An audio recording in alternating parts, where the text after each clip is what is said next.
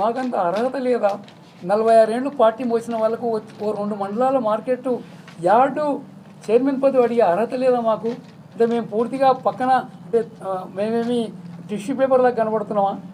Tissue పేపర్లు అంటే కేవలం వాడుకుంటాం, తుడుచుకొని పడేస్తామనే మాదిరి మేము కనబడుతున్నామా?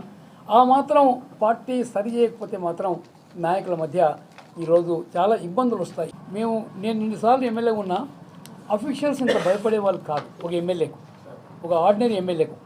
ఇలా పోలీసులు అయితే వాళ్ళ ఇంటి కావలికారులాగా పనిచేస్తున్నారు, వాళ్ళ ఇంటి కావలికారులాగా పనిచేస్తున్నారు పోలీసులు అయితే. చాలా అధ్వానం. కేసు పెట్టామంటే పెట్టాలి, వద్దంటే వద్దు, తీసేయమంటే తీసేయాలి. ఏదో ఒక తొట్టి గ్యాంగు వెంబడి తిరిగినంత మాత్రాన మీరు గొప్ప నాయకులు అనుకోండి, బయట వాళ్ళకి ఏమీ విలువ లేదు. మొన్న పార్లమెంట్ ఎలక్షన్లోనే అది మొత్తం మన తేటి తెల్లం అయిపోయాయి. 25,000 మెజార్టీ 5,000 ఎందుకు తగ్గుతుందో చెప్పు? నేను అన్ని గ్రామాలు తిరగకపోతే మైనస్లో పోతుండే నియోజకవర్గం అనేటువంటి మాట కూడా నేను సవినిగా మనం చేస్తూ ఉన్నాను. ఎవరికైనా మంచి చేయండి, కానీ ఇలాంటి తప్పుడు శంకుస్థాపనలు, తప్పుడు ప్రారంభోత్సవాలు. నిన్న సిగ్గుచేటు ఏమంటే తుమ్మల నాగేశ్వరరావు గారిని వనపర్తి నుంచి ఆయన అఫీషియల్ కార్లో పోనీయలే. అఫీషియల్ కారులో పోతే గోపాల్పేట కాడ వీళ్ళందరూ ఉన్నారంట, ఎక్కడ అడగిస్తారని ఓ సాధారణ కారులో తీసుకొని వచ్చినారు.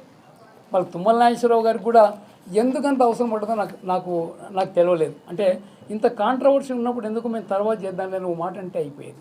ఆయన వేరే కారులో తీసుకొని వచ్చి ఆడదాకా పోతే ఆడి కూడా మేము ఎంబడించి పోయి నేను దిమ్మకు అడ్డంగా నేను కూర్చున్నా. నా స్థాయి నాకుండే హోదాకు నేను కూర్చోవద్దు కానీ కూర్చున్నా.